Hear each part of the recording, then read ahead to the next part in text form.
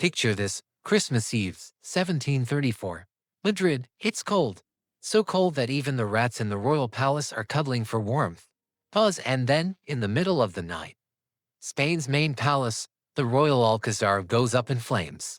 The fire devours walls that remembered the Moors, tapestries worth more than the entire Spanish fleet, paintings that make art historians cry just thinking about them.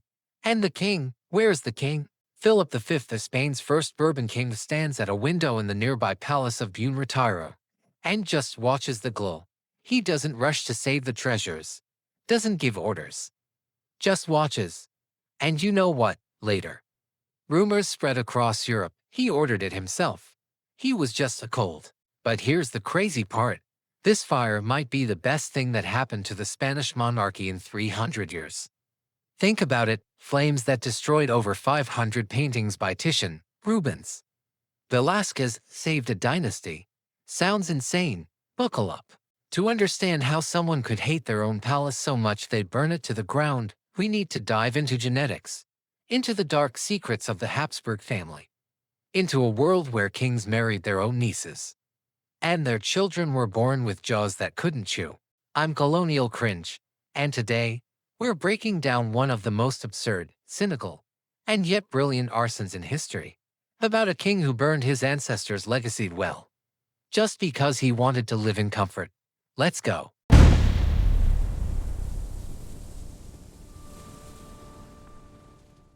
So, to understand Philip's hatred, we need to go back about 200 years. Meet the Habsburgs. If you think your Thanksgiving family gathering is awkward, strap in. These guys ruled half of Europe. And they had one little tradition. They really loved getting married. To who? Well, each other. Seriously. Uncles married nieces. Cousins married cousins. And when they had kids, those kids grew up and married other cousins. A private club. No outsiders allowed. Sounds like a joke. It's documented. The Spanish Habsburgs ruled for 200 years. In that time, they had 11 marriages, 9 of them between blood relatives. In 2009, scientists from the University of Santiago de Compostela decided to calculate just how much the Habsburgs loved each other. They studied over 3,000 people and built a family tree going back 16 generations. And guess what they found? The inbreeding coefficient of the last Habsburg, Charles II, was 0.254. For the non-geneticists out there, that's higher than a child born from a brother and sister. Literally, Charles II was more inbred than a child of incest. Now you get why he looked, well, like that. It's called the Habsburg jaw. Medical term, mandibular prognathism. The lower jaw juts out so far, the teeth don't meet. And it's not just cosmetic. Imagine, you can't close your mouth. Your tongue is so huge it barely fits. You try to speak, just unintelligible mumbling. Charles II couldn't chew properly. He only started walking at 6, and even then, he kept falling. He had a massive deformed skull, epilepsy, digestive issues, blood in his urine. They called him the bewitched El Hechizado. People whispered, the king was cursed. Witches had cast a spell. But the truth was worse than any witchcraft. That same year, 2009, researchers suggested Charles II had at least genetic disorders that eventually killed him. First, a combined pituitary hormone deficiency. His body just didn't produce growth hormones, hence the weakness, impotence, constant stomach problems. Second, a distal renal tubular acidosis. His kidneys failed. His blood became acidic, hence the blood in urine, rickets, and that massive head. Both disorders are recessive. To get them, a child needs the broken gene from both parents. And when your parents are uncle and niece, well, you do the math. So this guy Charles II dies in 1700. No kids, dynasty over. Habsburgs done. New people take the throne. The Bourbons from France. Philip V, grandson of Louis XIV himself, the Sun King. And put yourself in his shoes. You arrive in Madrid. Walk into a palace where a family with severe genetic disorders lived for 200 years, where the walls are soaked with pain, madness, and degeneration. You feel cozy. Philip didn't. And then, right on cue, Christmas Eve, 1734 rolls around. Remember this number 0 to 5 for dot. It's not just a coefficient. It's a death sentence for an entire dynasty. When Philip first entered the Alcazar, he walked into a house of the dead. In every crack in the walls, in every dark corner, in every painting with those jutting jaws, he felt the breath of decay. 200 years, people lived here who married their own nieces. 200 years. The walls absorbed the smell of sickness, madness, and genetic collapse. Philip was French. He grew up in Versailles, a glittering palace that smelled of perfume, power, and life. Here, it smelled of death. And he made a decision. He couldn't erase the Habsburgs from history books, couldn't destroy their genes, already mixed with half of Europe's royalty. But he could erase their home, literally, burn it to the ground. And if the rumors that circulated Europe for decades are true, that's exactly what he did. But there was one problem. Along with the cursed past, something else perished in the flames. Something that couldn't be saved. Something art historians still curse his name for. Coming up. Now let's talk about the man watching this fire. Philip V, grandson of Louis XIV, the Sun King. And if you know anything about Versailles, you know what that meant. Philip was born and raised in Versailles. It wasn't just a palace, it was a temple of luxury. Mirrors, gold, marble, endless gardens, light pouring through windows the size of fortress gates. He was used to a palace being a party that never ended. Then, in 1700, after childless Charles II dies, Philip is called to the Spanish throne. He arrives in Madrid, enters his new residence, and you should have seen his face. This wasn't even a palace. It was a fortress. Grim, dark, austere. The Spanish themselves called it austero, austere, bleak. Imagine, you grow up in a house where every surface reflects light and gleams with gold. Now you live in a house with windows so small, you need candles even at noon. Walls several meters thick. Built not for beauty, but defense, where it smells damp and moldy because fortresses weren't designed with ventilation. And now the main thing. Who lived here before Philip? The Habsburgs. 200 years. 200 years of inbreeding, degeneration, sickness, and death. Every portrait on the wall reminded him. Every room held memories of people who married their nieces and birthed children who couldn't. Imagine moving into a house where the previous family left behind a genetic catastrophe. Where the walls are literally saturated with pain and madness. Cozy, right, for Philip, no. He tried to remake the palace, French wallpaper, mirrors, new furniture. He tried to bring Versailles into this stone prison. But the walls stayed the same. The smell stayed the same. The ghosts of the Habsburgs, if you will, never left. And with each passing year, Philip hated that palace more. The depression that plagued him his whole life became unbearable. Here. Then comes December 24, 1734. Christmas Eve, cold. Philip is in his favorite palace, Buen Retiro, the one he built for himself to escape the nightmare. And in the old Alcazar. In the room of French painter Jean Ranke, someone lights a fire. Accidentally. Or not. That's next. Because this is where it gets really interesting. How they saved Las Meninas. Who they blamed for the arson. And why art historians still cry remembering that night. December 24, 1734. Christmas Eve. Madrid. Cold. The royal Alcazar silent. The king's not there. He's in Buen Retiro, warm and cozy. The remaining servants, let's just say, they're celebrating a little too hard. And then, around midnight, in the room of court painter Jean Ranke, someone lights a fire. Maybe a candle fell. Maybe the fireplace sparked. Maybe someone had too much wine. The exact cause is still unknown. But then begins a chain of absolutely ridiculous coincidences. The bells of the nearby San Gil Monastery ring the alarm. Loud, insistent. But Madrid that night is listening to other bells. The ones calling to midnight mass. People hear the ringing and think, oh, Christmas. Time for church. They go to service. They pray. They sing psalms. Meanwhile, their royal palace is turning into a giant bonfire. While they stood in line for communion, the fire was already devouring paintings by masters. A month earlier, there had been a false alarm. Someone yelled fire. Everyone ran around. Rang bells, nothing burned. This night, when it really burned, nobody believed it. The first to grasp the scale were the monks from that very Sandil church. They run outside, see the glow and race to the palace. Not to put it out, that's hopeless now. To save what they can. But no problem. The gates are locked. The royal guard had orders, no one enters. We're afraid of looters. The absurdity, the palace is burning. People are dying. Priceless masterpieces are turning to ash. And the soldiers just stand there, afraid someone might steal what? Ashes. The monks had to force their way in. They were finally let through. But time was lost. And then begins the desperate work. The monks burst into halls where the temperature is already melting gold. Smoke so thick, you can't see to feet ahead. No time to carefully take down paintings. No time to remove them from frames. They do the only thing possible. They cut the canvases right out of the frames, slash the paintings out with knives, like butchers cutting steaks.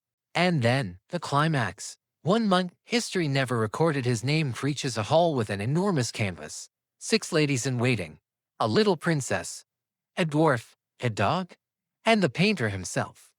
Staring right at you. Las Meninas by Velázquez. He knows. He can't carry it out through the door. The staircase is already on fire. He cuts the canvas from its frame, rolls it up and throws it out the window. Picture at night, fire. And above the burning palace, in the orange glow, flies the greatest masterpiece of Spanish painting. They catch it below. It's safe. But not everyone got so lucky. That same night, other canvases flew from windows. Titian, Rubens, El Greco, Ribera. Equestrian portrait of Charles V by Titian. Flying, saved. Charles V at Moulbourg. Remember that one, flying. But the expulsion of the Moriscos by Velázquez, the very painting that earned him his position as court painter, didn't make it. Burned to nothing. 3 Rubens canvases from the octagonal room. Ash. The series of 12 Roman emperors by Titian. Ash. El Greco's Laocoon and ash. The fire raged for 4 days. Some say a week. When it finally died, all that remained of the Alcazar were blackened walls. Inside ash and embers. Later, they made an inventory. Numbers vary. Some sources say 1,190 paintings survived. Others say around 1,308. But roughly 500 canvases were lost. 500 masterpieces, world class. And the big question art historians still ask: how did Las Meninas end up being the one saved? Accident, miracle, or did someone know what to grab first? And more importantly, where was Philip V that night? The man who hated the old Habsburg palace so much. That's next. And trust me, there's plenty of room for conspiracy theories. So, the palace burned. 500 masterpieces vashes. Las Meninas miraculously survived, tossed from a window into the night sky. But the more historians dig into this story, the more questions pop up. Too many coincidences. Too convenient. Let's put on our detective hats and break down 3 versions. Version 1, accident. The official version. The one nobody dared dispute while Philip was alive. Just an accident. But let's look at the facts. The fire started in the room of French painter Jean Rank. Officially a fireplace malfunction or a fallen candle. Sounds plausible, right? But here's the weird part. The king wasn't in the palace at the time. Philip was in Buen Retiro, the one he built to escape the gloomy Alcazar. He watched the glow from afar. And according to contemporaries, he wasn't exactly rushing to help. Convenient, isn't it? Version 2, arson. Unofficial. The one whispered in the corners of European courts for decades. Philip hated the Alcazar. We've established that. He tried to remodel it, but the walls stayed Habsburg walls. Walls of degeneration, sickness, and death. And then, after the fire, Philip does something very telling. He does not order the old palace rebuilt. He hires the best architect in Europe, Filippo Juvara, and commissions a new palace, made of what? Stone and brick. No wood. So it could never burn again. The very palace that stands in Madrid today. Question: if you accidentally lose your house in a fire, do you rebuild the exact same one? Or do you seize the moment to build your dream home? And one more detail. Among the 500 lost masterpieces, Velázquez's expulsion of the Moriscos, 3 Rubens canvases, Titian's series of Caesars. But Las Meninas saved. Coincidence? Or did someone among the rescuers know which paintings to grab first? Monks slashing canvases with knives in smoke and panic in that inferno. They somehow chose Spain's most important painting. Or not somehow. Version 3 Divine Providence. For the believers, December 24th, Christmas Eve, the night before Christ's birth.